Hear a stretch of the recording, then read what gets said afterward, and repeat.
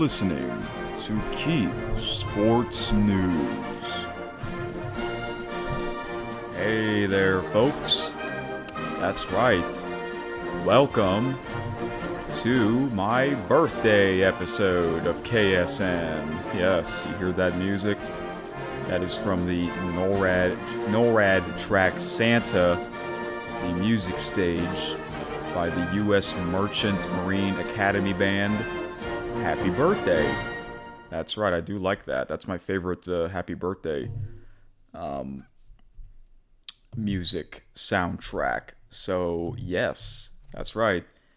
Today, May 19th, is my birthday. And I have to do a KSN episode. That's right. So, for those of you that found this channel from Eric Super Magnificent, we usually celebrate on that channel when I do those special live streams this week. So yeah. But since it's a Monday, I have to talk about sports on what happened this past weekend. Okay? I remember if y'all followed a whole bunch of these episodes, if y'all listened to a bunch of these episodes since the early episodes back in December, I would usually say, so what are we going to talk about? But now I don't say that anymore for some reason because I would always forget. But today, what are we going to talk about on my birthday? Well, what happened this past weekend? The NBA NHL second round playoffs came to an end. Okay. So that means the East and West Conference final are set. It was rivalry weekend in the MLB. Okay. And of course, the UFL Week 8 recap. So I will talk about those, but first I have to talk about on what was an amazing horse racing event at the Preakness. Yes. Every year. The Preakness is always around my birthday. So I have to talk about that first. So yeah. I did the same thing from the Kentucky Derby. I didn't watch it live. I thought I would, but I'll tell you why. I didn't watch it live. I did the same thing like the Kentucky Derby. For the Preakness, they had a Friday event the day before the Preakness horse racing, and I think it was called the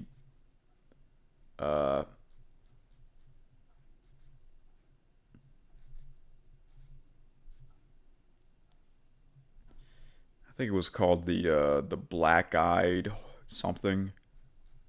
Black-Eyed Stakes. Oh yeah, the Black-Eyed Suzanne Stakes. Okay, so that was on Friday. Okay.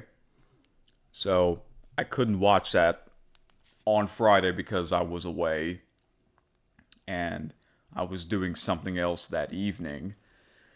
So I decided to watch that on Saturday, a day later, and then I watched the Preakness a day later on Sunday. So I did the same thing to the Kentucky Derby. All right. Yeah, and here's the thing. The cool part, the best part about not watching it live is that when you watch the replay on demand, you get to skip through the commercials. Yeah. So you can watch it faster, you know. I watched the whole broadcast. Yep, I did. Just like the Kentucky Derby, I watched the whole broadcast because I just love NBC's coverage of the Kentucky Derby and the Preakness. It's too bad that they're not hosting the Belmont Stakes in a couple of weeks. Recent years, it's on Fox. Okay. But yeah. So, the Preakness was a great event, a birthday tradition for me. I would always watch that. So, Mike Tirico came back and he sounded much better. Yes. So, it's great that he came back and he, didn't have another nut allergy. All right. The Black Eyed Susan Stakes on Friday afternoon. The track was sloppy. It was raining. Saturday, it was not. Preakness Saturday, no rain. The track was not sloppy. It was a fast track. All right. So, and yes, I watched the whole coverage, like I said, because I wanted to watch the other races leading up to the main event race, the Preakness. Okay. So it's hard to remember because, the broadcast itself was like 5 hours or so. But some of the races were on grass, some of them were on dirt. Of course, the great Larry Colmus always does a fantastic job on his calls. There were some funny moments that I saw on the during the broadcast. This was the 150th Preakness Stakes. Yeah, last year was the 150th Kentucky Derby. So the Preakness is only 1 year younger than the Kentucky Derby. Belmont, I believe this year it is the 157th. Yeah, I believe it's the 157th this year. So yeah, the Belmont Stakes is the oldest out of the three. Triple Crown. And yeah, there were some interesting moments here. It's hard to remember because, like I said, the broadcast was long, but I enjoyed it. I didn't bet on any of the races, obviously, because I didn't watch it live. However, I did say if I go to a horse racing track, which I have before, mainly Evangeline Downs in Opelousas, I will let you know. And I think I might actually do that this year. Last time I went was in 2019, so that's about 6 years ago. And I would usually go in the month of July, so maybe in about 2 months, I'll probably go back there. Opelousas, Evangeline Downs. It's a great horse racing track. And one of my favorite podcasts to listen to during this time of the year is called Down the Stretch on SiriusXM with Bill Finley and the great Dave Johnson. Dave Johnson was the voice of the Triple Crown, the track announcer from the late 70s, 80s, and 90s, because it was all on ABC Sports, the old ABC Sports, and it's hard to believe how old he is. His birthday's about to come up. Actually, he's gonna turn 84, and he sounded great, on their Down the Stretch podcast. Yes, the reason why it's called Down the Stretch is because Down the Stretch is Dave's signature when he was the track announcer. Okay. Yeah. You know how a lot of announcers, they have their own signature line? His is down the stretch. Whenever the horses come down the stretch, that's what he would say. And down the stretch they come in the Preakness. Oh my gosh, it's a photo finish. That's his thing, So he's great because I watched a lot of these old Kentucky Derbies, Preaknesses, and Belmont Stakes when he was the announcer on ABC. They have a bunch of them on YouTube, and it's really great. So, one of the races leading up to the Preakness, one of them was named after Jim McKay. Jim McKay was a legendary broadcaster for ABC Sports. And Jim McKay was the host of the Triple Crown. Okay?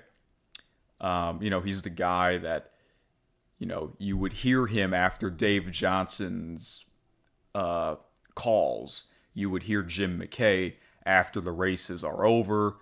And then you would see Jim McKay doing the trophy presentation. He is really good, man. Because, like I said, I watched these old horse racing events of the Triple Crown, and, he did it for many years, man. He was one of the best ever.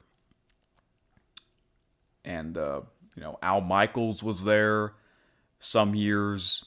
And Al Michaels, he's 80 years old. He's going to be calling another season of primetime NFL games on Thursday Night Football. It's crazy, man. So, yeah. All right. The main thing I want to talk about is the Preakness Stakes, the race itself. So, normally, if you watch the Preakness every year like I did, if y'all remember, you know how after the, I forget what you call those people that plays the trumpets, when you hear that sound, the horns, that means the race is coming up. Yeah. Normally after you would hear that, you know how remember the Kentucky Derby? They would play My Old Kentucky Home. Well, the Preakness, they used to play Maryland, My Maryland. And for some reason, they don't do that anymore.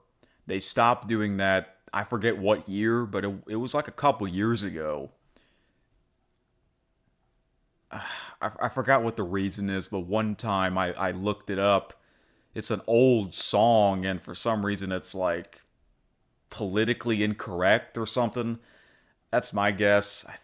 I really don't know. I have to read the article again, and for some reason they don't play it anymore. I mean, like, what the heck? That's like a big part of the tradition. You just ruined that part of the tradition. You're not even... What the heck? You know what I'm saying? So, it's sad, man. It's a sad world that we're living in. In the MLB, the Cleveland Guardians used to be the Cleveland Indians for a long time. In the CFL, you had the Edmonton Elks. Used to be called the Edmonton Eskimos. I don't know. But it's weird, man. It's so weird. Who knows? There might be another sports team or a name that's going to be changed. Don't be surprised if we'll get another one of those changes, But anyways, so the Preakness Stakes itself, that race was fantastic. A really great race.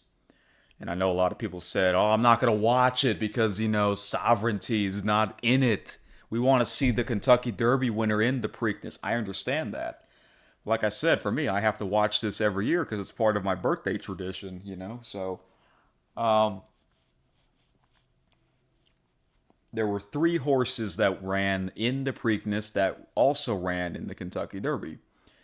Journalism, Sandman, and American Promise. Yeah, and then of course you got the familiar faces of these trainers, and it was a great race. And let me tell you, coming down the stretch, or at the top of the stretch, was crazy.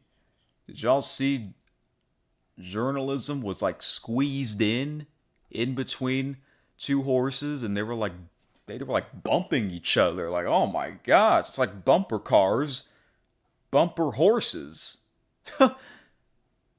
And thankfully, neither of those horses tripped and fell down. That's always a bad situation when that happens.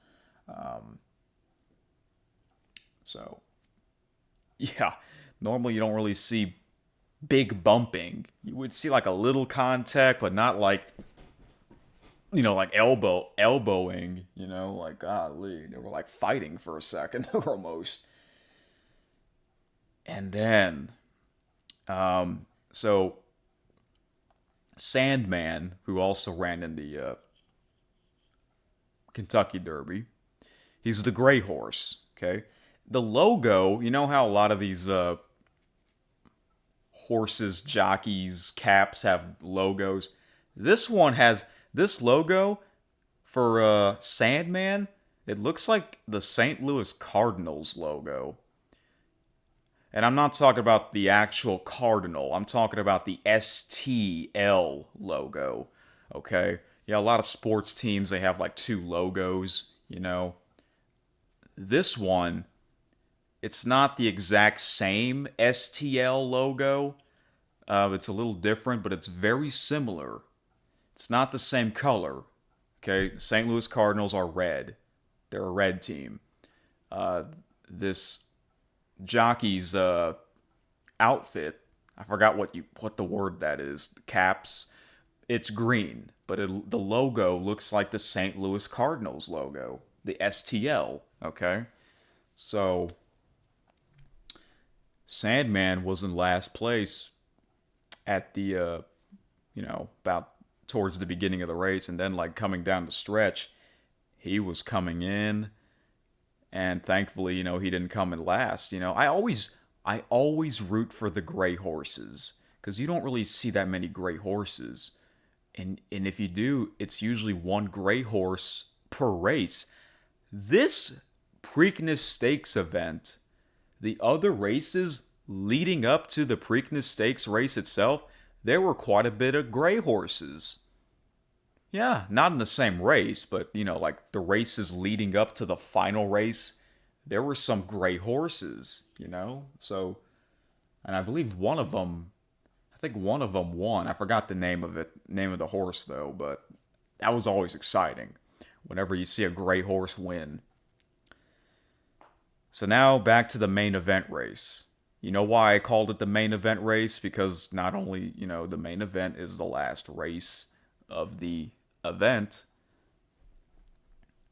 but another tradition that they do, they'll have like a famous person doing the riders up. You know what they had? They had Bruce Buffer. Yeah, Bruce Buffer, the UFC Octagon announcer. The man who announces the fighters coming out, or in the octagon. This man, oh my gosh, he is great. Bruce Buffer is the younger brother of Michael Buffer, They're really great. So that was funny when Bruce Buffer was talking like he was in the UFC.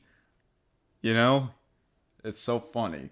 So that was great to see him. And so the race itself, I was hoping, the horses that ran in the Kentucky Derby, I was hoping one of those three horses would win. And that is exactly what happened. Journalism made a huge comeback after being bumped. That big bump with the other horse, man. And they were coming down the stretch. And journalism made a huge comeback and won at the very end. What a race. What an exciting race. Congratulations to journalism. Their jockey, I forgot the jockey's name. The trainer's name is Michael McCarthy. And Michael McCarthy from Southern California, back in January, they had those huge fires. It's so sad, man. And, journalism won Santa Anita Derby, Kentucky Derby runner-up, and then he comes back at the Preakness and he wins it this time. That's awesome. I was happy. I was glad journalism won. What would have happened if, see, the Kentucky Derby race was a sloppy track?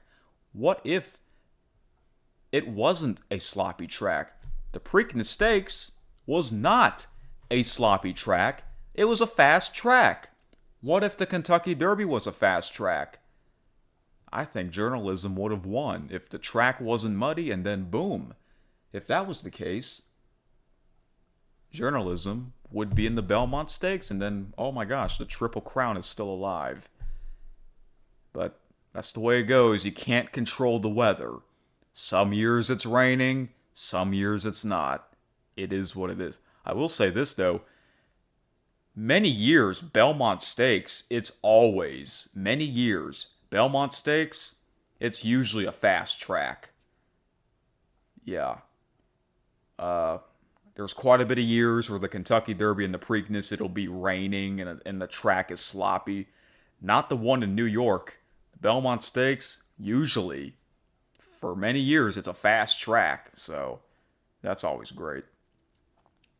So, congratulations to journalism, the favorite. And he did it. The favorite won. What an exciting Preakness Stakes. And Larry Colmus always did a fantastic job on his calls. All right. So, Preakness Stakes has come and go, and unfortunately, some sad news. This is their last year at this Pimlico grandstand. It's going to be torn down, I think. That's what I heard. That's what I heard by Mike Tirico. I think next year they're going to renovate it or something, rebuild it, a new grandstand, and then they're not going to be at this same track next year, but they will be back in 2 years. They're doing the same thing. Did the same thing to the Belmont Stakes. Belmont Park. Belmont Stakes last year was not in Belmont Park. It was in Saratoga. This year they will also be in Saratoga because they're renovating Belmont Park. So Belmont Park will be back next year. And now it's Pimlico's turn, Yeah, it is sad, after all these years, they're doing this, but yeah. Yeah, I usually watch the Belmont Stakes. I just wish NBC is broadcasting it because it's just so much better than Fox's coverage. Belmont Stakes will be in 3 weeks. I believe it's on June 7th. June 7th. And that race, I think I will watch it live. If not, then I can record it. I have YouTube TV. But I think there is a better chance that I will watch that live. Alright. So, anyways, so that was the horse racing. And I'm glad. I listen to a lot of these sports podcasts. I'm glad that some of them do talk about it. I'm glad. But unfortunately, none of them talk about what I'm about to talk about next, and that is the UFL, the United Football League. Alright? So, got my XFL shirt, the old logo. So, I'm going to recap the UFL week number 9. Or no, it's week 8, excuse me. Week 8. So, Friday night was the 2 worst teams. The Memphis Showboats at the San Antonio Brahmas. I couldn't watch that game live. It was on Fox. However, since they are the 2 worst teams with the same record, I figured, all right, just watch the highlight videos. Even though last week's episode and the week before, I would criticize the UFL's highlight videos, mainly them not showing the PATs conversion attempts, the 1-point conversion attempt, the 2-point conversion attempt, and the 3-point conversion attempt after a team scores a touchdown. It's ridiculous. I said that for 2 weeks in a row. Well, for some reason, the UFL somehow that this game itself between the Showboats and the Brahmas, they're showing the PATs. Yeah, they're showing the conversion attempts. I'm like, wow! I can't believe it. After all these weeks, you're finally listening to your fans. Thank you, UFL. The game was on Fox, and it was a great game. We had an overtime shootout. Yes. An overtime shootout. The overtime rules are kind of weird. It's just the teams alternating between, the 2-point conversions. I'm not really a fan of that, but I think it's a good rule for the UFL because since it's not a huge league anyways, if NFL does that, people are going to be pissed off. If the NFL does that, nope, they're going to get heavily criticized. I know that for sure. I don't know if the UFL will have the same overtime rules in the playoffs. I think they do, because we've never had a spring football playoff game that went into overtime. So we shall see. Okay? So, I forgot who I picked in that game. I don't know. I think I picked San Antonio only because they're the home team, but the Showboats won by a score of 24-22. All right. Okay. Saturday. Okay, so if y'all were listening to the last KSN episode, I was looking at the schedule, right? The Week 8 UFL schedule, and somehow for some weird reason, there were 2 games on at the exact same time, both on Fox. And I don't mean by one game's on Fox and the other game's on FS1 or FS2. No, both games are on Fox. The UFL basically did what the MLB on Fox is doing, okay? Where you would have 2 games on at the same time, both broadcasted by Fox, but it depends on where you live in the country, regional coverage, okay? So the 2 games were Michigan Panthers at the San Antonio Roughnecks, and the other game was the biggest game of Week 8, the Birmingham Stallions and the St. Louis Battlehawks. So the closest team to me was Houston. So I got the Panthers Roughnecks game. Okay, if you live near St. Louis, you're going to get the Battlehawks game. And I don't know if they did this last year or this is their first time doing this, where both games are on at the same time. And I'll tell you, I was wondering, why are both games on at the same time? Like, think about that. That's stupid, Both broadcasted by Fox. I'll tell you why. So Fox hosted that Friday night game between the Showboats and the Brahmas, right? So Saturday, both UFL games they started at noon Central. And MLB on Fox had Baseball Night in America on Saturday nights at 6 p.m. Central. So I'm like, well, why can't you put one of those UFL games at 3 p.m. Central? So that way, 12, 3, 6 all day. A triple header Fox coverage. Well, at 3 p.m. Central, they were having a soccer game. I think it was an MLS soccer game on Fox. And FS1, for some reason they couldn't get it. I think they were showing like IndyCar racing or NASCAR or something like that. And FS2, I think they were showing horse racing, like in the Belmont Park in New York. So you're probably wondering, well, why can't ESPN show it? Isn't ESPN or ABC part of the UFL? Well, ABC, they had WNBA coverage all day. Yes, the WNBA season started. And ESPN and ESPN2, they had college baseball and college softball all day. So you're probably wondering, well, why can't one of those two games be on Sunday? Because the past couple of weeks, there would be two games on Sunday. One at 11 a.m. Central, and the other game would be at 2 p.m. Central. Well, they did the same thing.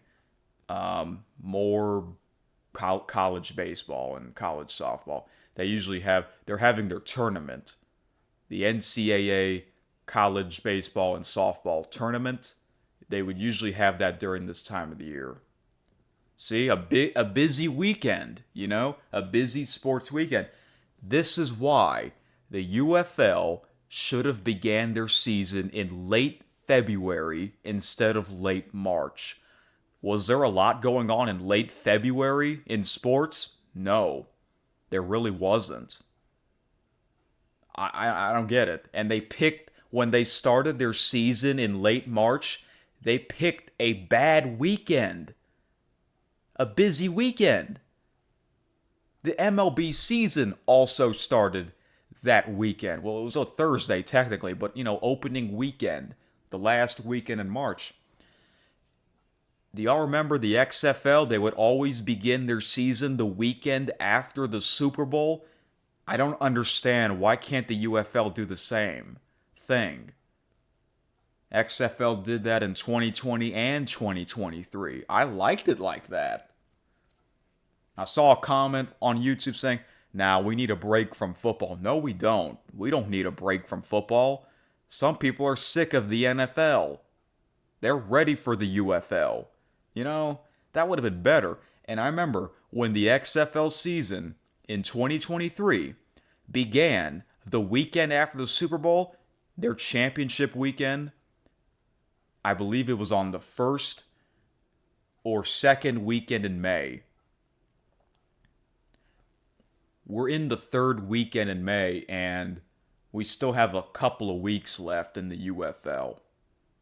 It would have been better if their championship game was last weekend or this weekend, maybe. I don't know. And I saw a comment there. Basically, they were saying the same thing as me, where don't have the UFL championship game in a neutral site. Have the top seeded team host it. And I agree with that. But they can't do that because the UFL championship game, I believe, is on June 14th. Apparently, some of the teams' venues, they're hosting something else on June 14th. And this is why they should have had their season a month earlier. And here's the thing, let's say Birmingham was hosting the championship game on June 14th. It'll be a very hot day. It's going to be a very hot day for Birmingham to host it because they're outdoors. It gets really hot in Birmingham, Alabama in the summer. Even in the evening, it's hot. But if you were to have your championship game a month earlier in May, yes, May is a hot month, but it's not as hot as July and August. Then you can do that, But because the UFL championship game is in St. Louis, I hope the St. Louis Battlehawks are in it. All right, now let's get back to the games here. So there were two games on at the same time at noon Central on Saturday. The first game, or one of the games, was Panthers Roughnecks. The other one was Stallions Battlehawks. And I didn't watch either game live. Okay, I decided to record the game on YouTube TV, and I thought it recorded the Panthers Roughnecks game, but it didn't. It actually recorded the Stallions Battlehawks game. The plan was for me to watch the Panthers Roughnecks game Saturday night, okay, or late, very late, super late Saturday night, which I did. No, excuse me, but I watched the Stallions Battlehawks. Not only because that was the game that was recorded, but it was also the biggest game of the year. And it was. It was the biggest game of the year. Okay? And it was the best game of the year, in my opinion. This was like a UFL championship preview. It was great. I never got a chance to watch Panthers Roughnecks, and I knew the Panthers were going to win that game because they were the much better team. And after that Houston heartbreaking loss last week to Birmingham, I thought they're not gonna recover from that loss, and they didn't. The Panthers won 30-18, and the plan was for me to watch that game as well, but because both games were on at the same time, they basically spoiled it. The announcer, I forgot his name, but he's one of longtime Fox announcers. It was his first UFL game. Let me look him up right now.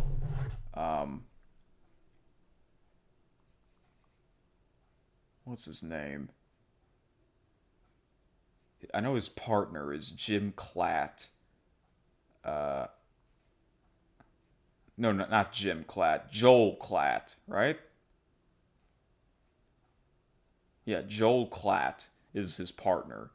The play-by-play guy, I forgot his name though, but he is a Fox announcer, and he said it was his first UFL game. Yeah, it was his first UFL game. Basically, he was saying, hey, we got another game going on here. The Michigan Panthers against the Houston Roughnecks. And I'm like, I was going to watch that game separately, but oh well. Maybe I should have watched those games live and, like flip back and forth or do that multi-view. But it's so stupid that both games were on at the same time to begin with. Let me see. Are they doing that again next week for week 9? Or let me see. I bet you they won't. Nope, they're not. They are not. The UFL schedule sucks sometimes. Whoever made this schedule, you should have known better. And whoever made these highlight videos should have known better as well. And let me tell you, speaking of the highlight videos, I did say earlier that they're finally showing the PAT attempts, the conversion attempts.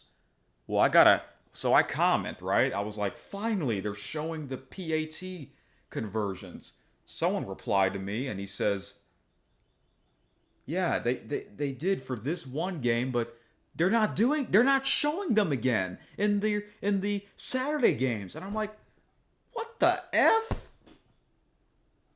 What are they thinking? And they didn't. I'll talk about that later.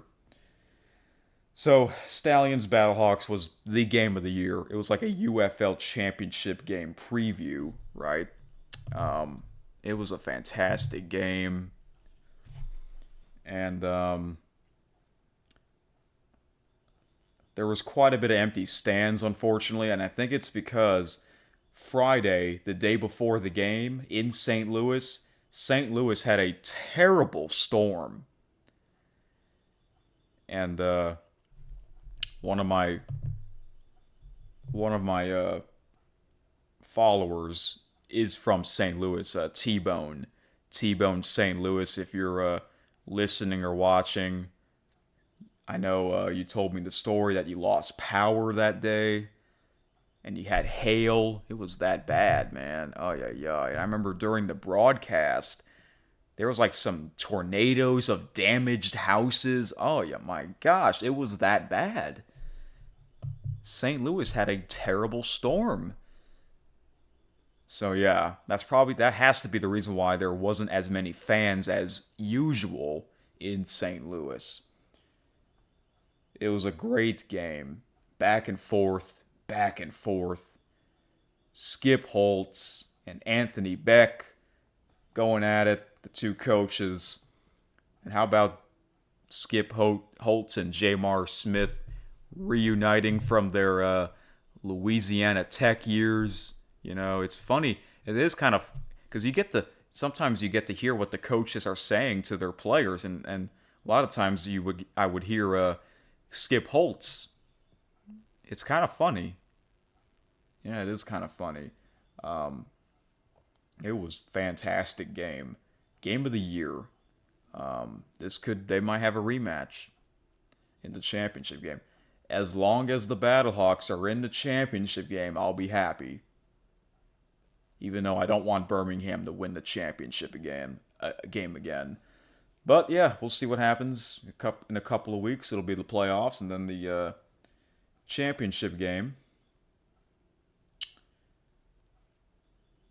But here's the thing. Yes, the Stallions had a tough loss, but on the bright side, they are in the playoffs.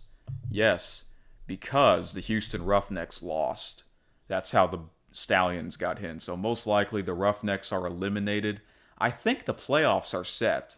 I have not checked yet, but I will in a little bit. All right, and then there was a Sunday game, and it was a great game between the Arlington Renegades at the DC Defenders. This game was on ESPN Plus or ABC.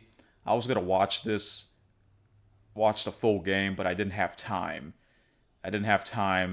So I watched the highlight videos, and for some stupid reason, they didn't show the damn PAT conversion attempts. It's ridiculous. But why did they show the conversion attempts in the Showboats Brahmas game? The two worst teams. Who is making these highlight videos? I wonder if there's like an extended version. Is there like an extended version highlight videos that we can find on YouTube? Because I know it's not on the UFL's YouTube channel. I wonder if ESPN has their own highlights or Fox.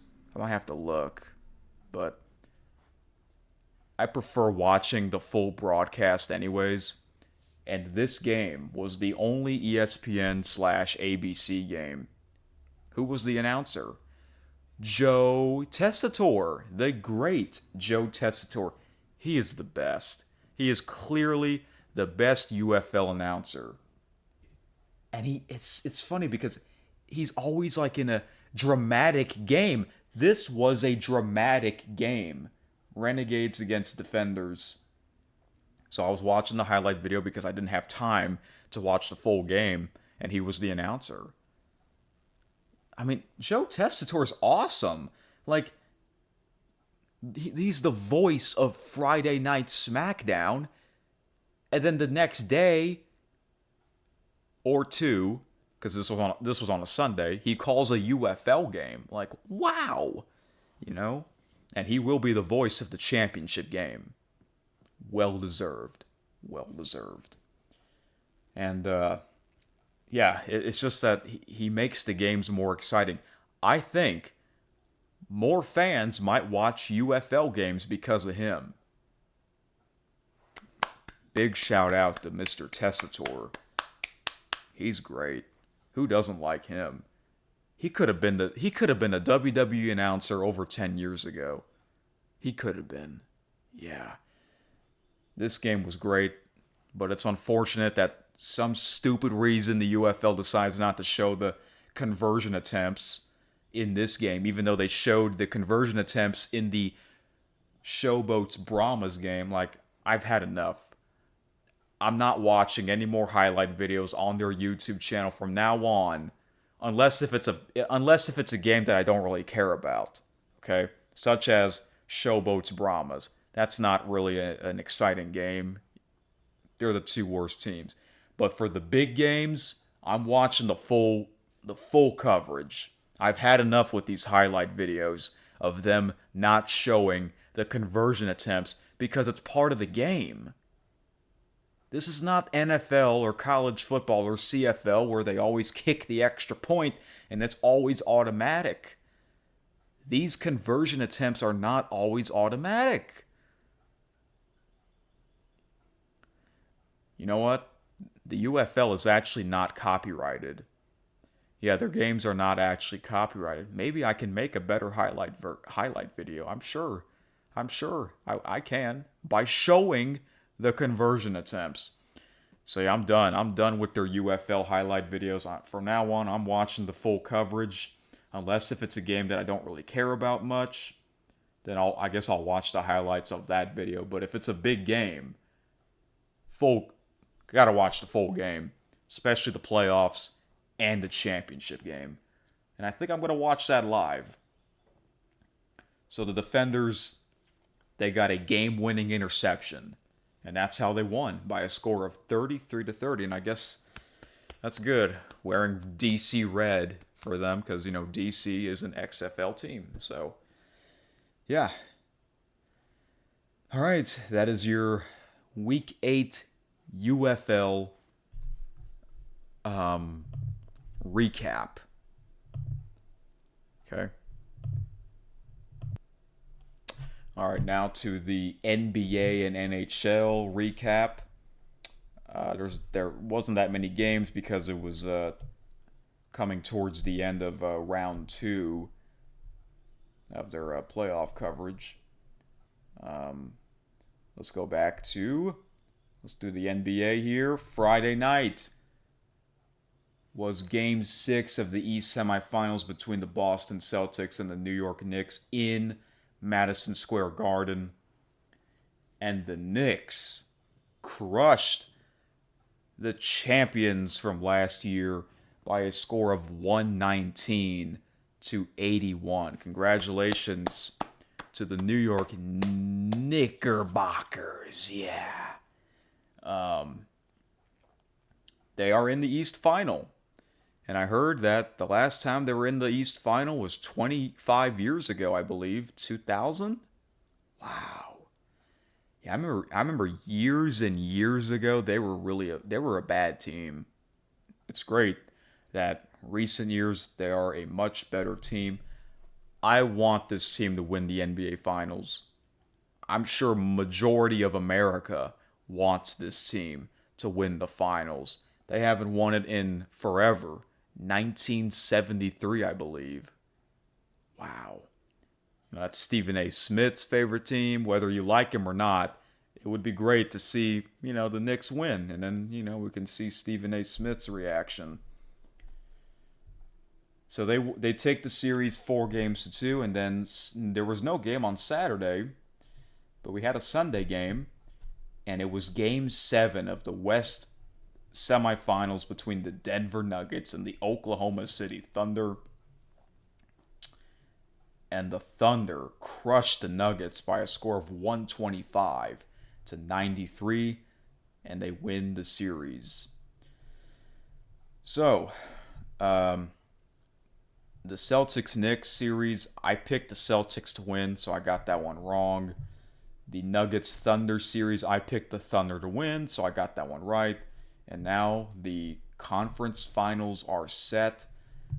The next game, Tuesday night, will be the West Finals Game 1 between the Minnesota Timberwolves at the Oklahoma City Thunder. And then that Timberwolves-Thunder series will be on the ESPN networks. And then Wednesday night will be Game 1 of the East Finals between the Indiana Pacers and the New York Knicks. And that will be on TNT. So I did my predictions. I have the Oklahoma City Thunder winning the championship game, and the NBA Finals. I think they will still win the NBA Finals. I'm not that confident though. I'm sure both of these series will be great. I don't know, man. The way the Pacers have been playing, I think they might go to the finals. They might win the finals. So yeah, it'll be something. And usually during the East Finals and West Finals and the NBA Finals, same with the NHL, the Conference Finals and the Stanley Cup Final, usually I would actually be watching some of their games if I get a chance. So, yeah. All right, so the NBA Conference Final are set to the NHL. Same thing. The East second round, game 6 between the Toronto Maple Leafs at the Florida Panthers. The Maple Leafs won by a score of 2-0, which means we had a game 7 on Sunday night. Saturday, game 6 of the West second round between the Winnipeg Jets at the Dallas Stars. The Stars won 2-1 in overtime, and the Stars take the series 4-2. Wow. So the Jets are eliminated. I was hoping the Jets would win because they were off to a fantastic start at the beginning of the regular season. I think it was the best start ever in NHL history. I knew it would be a tough series, whichever team would prevail, but it was the Dallas Stars, so they are in the West Final. And Sunday night, game 7. Oh my gosh. What on earth? The Florida Panthers beat the Toronto Maple Leafs in Toronto by a score of 6-1? What? In game 7? Really? They are the Stanley Cup champions. That's crazy. And then on Friday night, 2 nights before, the Panthers got shut out 2-0 in Florida. I guess home ice doesn't really matter much. But the Panthers, they won the Stanley Cup from last year, and then they are back in the East Final. And the Panthers, they have to play again tomorrow night in Carolina. Panthers, Carolina Hurricanes, game 1 in Carolina. Both even teams. That'll be on TNT. And then Wednesday night will be the West Final between the Edmonton Oilers and the Dallas Stars. That will be on ESPN. So, I believe my Stanley Cup final, I originally have the Washington Capitals and the Edmonton Oilers. I hope the Edmonton Oilers win the Stanley Cup, not only because they are the only Canadian team left in the playoffs, but they got Connor McDavid, and they were in last year's Stanley Cup final. They were so close to make that ultimate comeback. And since I have the TSN channels, the Canadian sports channels, I would like to see the Edmonton Oilers win it this time, and they have a good chance. I don't know. It's tough, but these two will be great. These will be 2 great series. Okay. In the MLB, it was rivalry weekend. Apparently, it was rivalry weekend. You got the Anaheim Angels played the Los Angeles Dodgers. The San Francisco Giants played the Oakland Athletics, or not Oakland, excuse me. They're not in Oakland anymore. They're just the Athletics.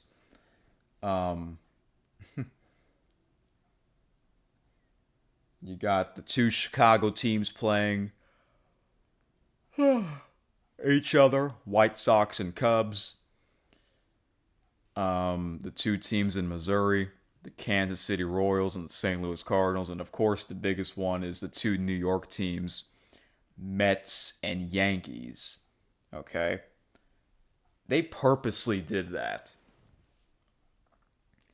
Having all those teams played against each other, two teams from the same state on this weekend. They purposely did that. And they're in opposite leagues. Mets are in the National League, Yankees are in the American League, Cardinals are in the National League, Royals are in the American League, White Sox in the American League, Cubs are in the National League, Angels are in the American League, the Dodgers are in the National League, the Giants are in the National League, and the Athletics are in the American League. Why are they doing this? Like, they purposely did that on the same weekend. And I don't like that every team has to play all the teams. It used to not be like that. Back when I was a big fan of it, it used to not be like that. And then, back then you didn't have the pitch clock. You didn't have the stupid ghost runner rule in extra innings. And I'm going to get into something real quick. So, T-Bone St. Louis, if you're listening, you were at a baseball game on Saturday. You went to Kansas City, Kauffman Stadium, for the first time ever. That's great. That's awesome. Kauffman Stadium is a pretty old stadium. And I heard that I think they're going to have a new stadium in Kansas City for the Royals in a couple of years. So yeah, you are a St. Louis Cardinals fan. You went to the game. You told me that in advance. I didn't get to see the game because there was other things going on. But so you told me what happened, and you told me that it was a great game. The Cardinals won 1-0. So, you know what I did? I'm doing this right now as I speak. I'm on the ESPN app, and I am looking at, you can look at these games, the stats, the box score, the game's scoring summary. The game was only 1-0. There was not much hitting. The Cardinals got a home run in the 6th inning, and they only have 2 hits. The Royals have 4 hits, 0 runs. That was it. Not much stats, not much scoring summary in that game. So at the bottom, I scrolled all the way down to see how long the game was. Normally, when a game is like that, it's a pretty short game. And it was.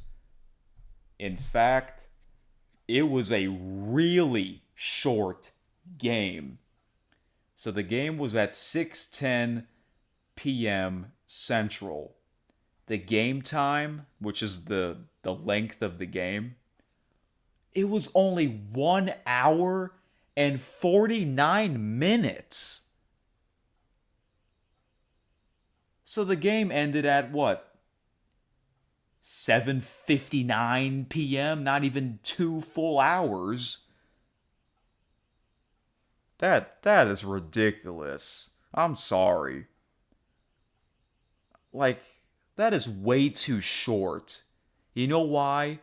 It's mainly because of a lot of these 1-0 games are short games. But what makes it too short is the stupid pitch clock. I don't like that. I would be mad. I would be really upset if I went to that game and that game is only 1 hour and 49 minutes. Where's my extra hour? Or where's my extra hour and a half? You know?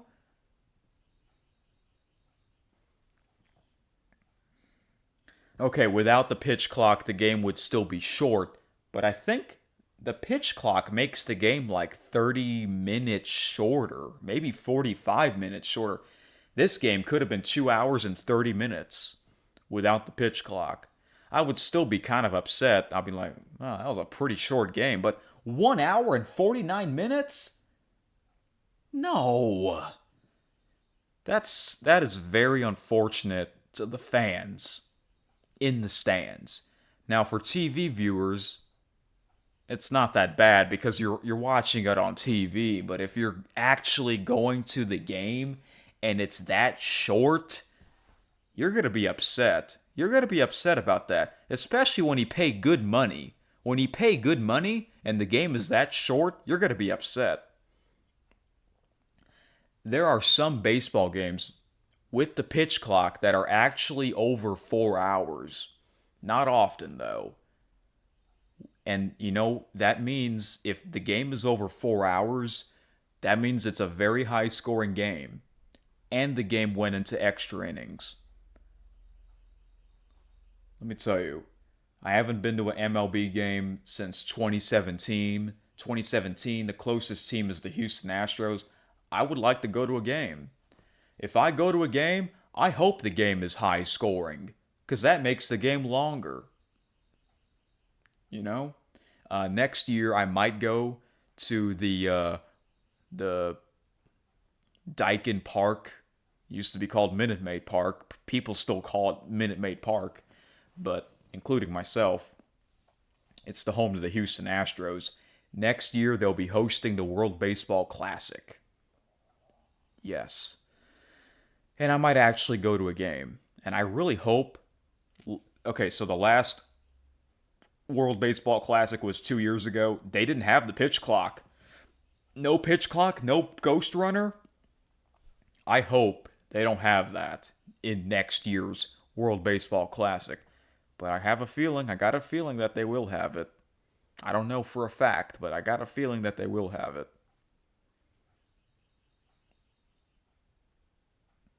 1 hour and 49 minutes. Is that a record?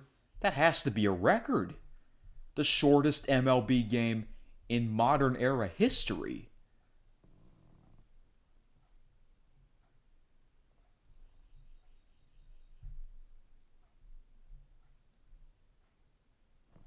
I mean, 1-0 game.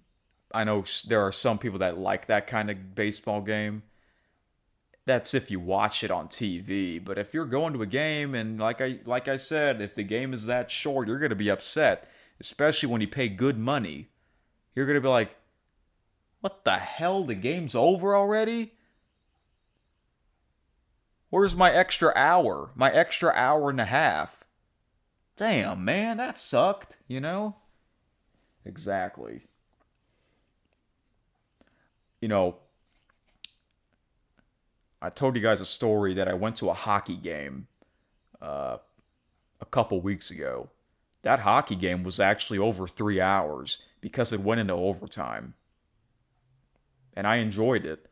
I was entertained from start to finish. So, yeah, I talked about that in the previous episode of KSN. Let's see. Did the Colorado Rockies win any games ever since I last checked the standings? Last time I checked, they only won 7 games. Did they win 8? Oh, they won. They won 8. They won one more game. But they lost 38 games. They're 8-38. My gosh. That is bad. And they are in the toughest division in MLB baseball, the National League West. You have the LA Dodgers, the San Diego Padres, the San Francisco Giants, Arizona Diamondbacks. They're all great teams. All those teams have more wins than losses. Colorado Rockies, man, they have 30 losses more than wins. What the heck? The second worst team is the Chicago White Sox. They have 14 wins. They won 6 more games than the Rockies. And also, what the heck happened to the Baltimore Orioles? What happened to that team? I heard they fired their manager. That team was in the playoffs last year. What happened to that team? I don't know. I'll have to listen to Baseball Tonight with Buster Olney. That's really where I mainly get my baseball news. It's good. It's sad that this is the last year the MLB is broadcasting Sunday Night Baseball. And you know how I mentioned that NBC used to broadcast the Belmont Stakes and horse racing? Whichever network hosts next year's Sunday Night Baseball, it's not going to be the same. It's not going to be the same. Oh well. Hey, the NBA's coming back to NBC. People are probably going to say it's not going to be the same as TNT. I get it. I get it. Oh, and also the French Open tennis used to be on NBC. This year, it's on TNT. Or True TV. Or TBS. Patrick McEnroe will be the host. He has a podcast. Really good podcast on SiriusXM called Holding Court. He does it once a week, Saturday morning, but I don't have to watch. I don't have to listen to it live. If I do, it's at 6 a.m. Oh my gosh, I don't know why he does his show that early, but it's a great show. But yeah, the French Open begins this weekend. I believe it's the Sunday before Memorial Day. Okay. And yeah, this weekend is Memorial Day weekend, so I will do another big episode of KSN. There's a lot going on this weekend, so yeah. Any other news I want to talk about before I wrap this up? Yeah, the WNBA season started. It's weird that the WNBA is, they're having their season during the summer and the fall, but not the NBA. Their season's during the fall, winter, and spring. The opposite. They say basketball's a winter sport because it's during the winter, but if that's the case, why is it not in the Winter Olympics? Why is it a Summer Olympic sport? Exactly, It's weird. All right. The last thing I want to talk about, we have some sad news. It's from pro wrestling news. I know, more sad news in pro wrestling after Sabu passed away.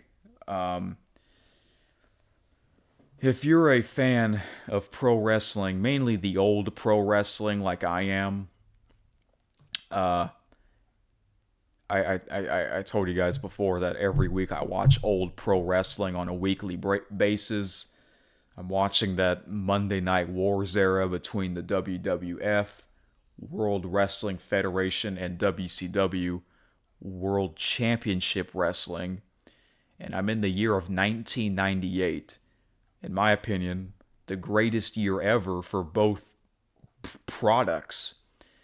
And the announcer that was doing play-by-play for the WWF is Jim Ross. Jim Ross, good old JR. Sad news.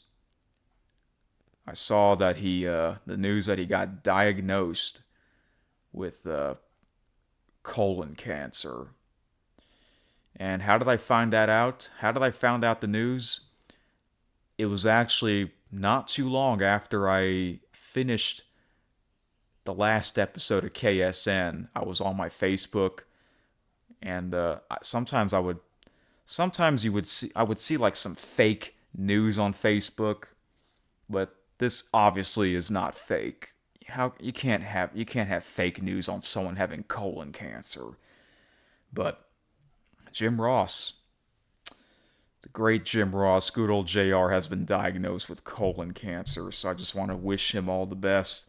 My thoughts and prayers are with this man. He is literally everyone's favorite pro wrestling announcer. And yes, I mentioned earlier he was the voice of the WWF during the Attitude Era, the Monday Night Wars era. He's fantastic. He's so funny. And obviously he's much older now. He's not in his prime anymore because of his Bell's palsy that he gets multiple times. He's still an announcer. He's on AEW, but he's part-time. So, yeah. Please get well soon. Please get well soon, good old JR, and we hope we get to see you again, because he actually has his own YouTube channel called JR's Barbecue. I think that's the name. And man, this man, he can talk pro wrestling so much because he's been in the business for a long time. So please get well soon, Mr. Ross. And that is it for another huge episode of KSN on my birthday. Yes. And I'll see you guys next time on Friday. Preview a huge weekend in sports, Memorial Day weekend. And join me on my Eric Super Magnificence YouTube channel for my birthday stream so we can all celebrate. Happy birthday to me. Have a good one. See you next time. Thank you for listening to Keith Sports News.